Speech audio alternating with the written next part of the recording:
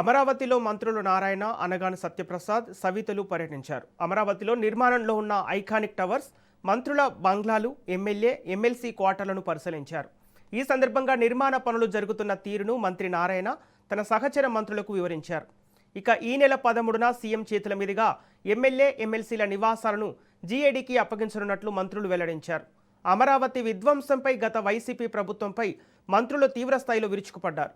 అమరావతి కోసం రైతులు స్వచ్ఛందంగా ల్యాండ్ పూలింగ్ ద్వారా 33,000 ఎకరాలు ఇస్తే గత పాలకులు 3 ముక్కలాటతో రాష్ట్రాన్ని, రాజధానిని సర్వనాశనం చేశారని మంత్రులు మండిపడ్డారు. అయినప్పటికీ ప్రజలకిచ్చిన మాట ప్రకారం కూటమి ప్రభుత్వం అమరావతి నిర్మాణాలను పరుగులు పెట్టిస్తుందని స్పష్టం చేశారు.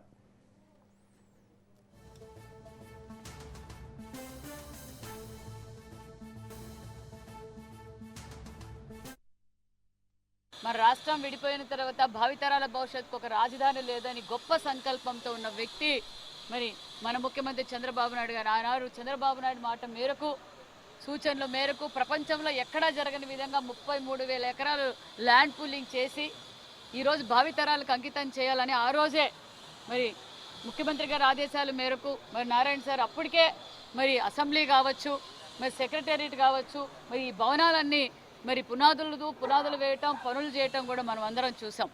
ఆ రోజు ప్రతిపక్ష నేతగా ఉన్న జగన్మోహన్ రెడ్డి గారు మరి అసెంబ్లీ సాక్షిగా మరి నేను 33,000 ఎకరాలకు ఆ రాజధాని ఒప్పుకుంటున్నానని చెప్పి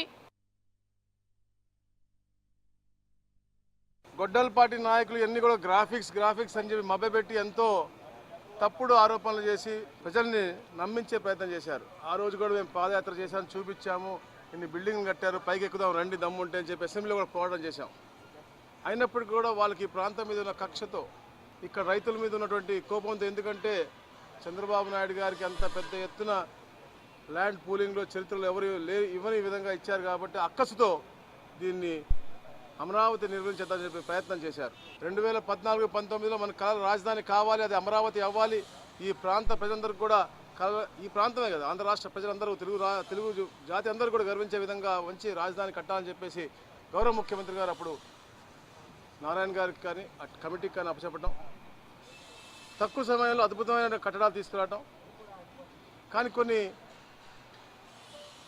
ఏదైతే అబద్ధాల పునాదులు పుట్టినటువంటి పార్టీ కాబట్టి అన్ని అబద్ధాలు చెప్పి 2019లో తెలుగుదేశం పార్టీ, కూటమి పార్టీ ఓడిపోయిన తర్వాత దీనిపైన బురద జల్లి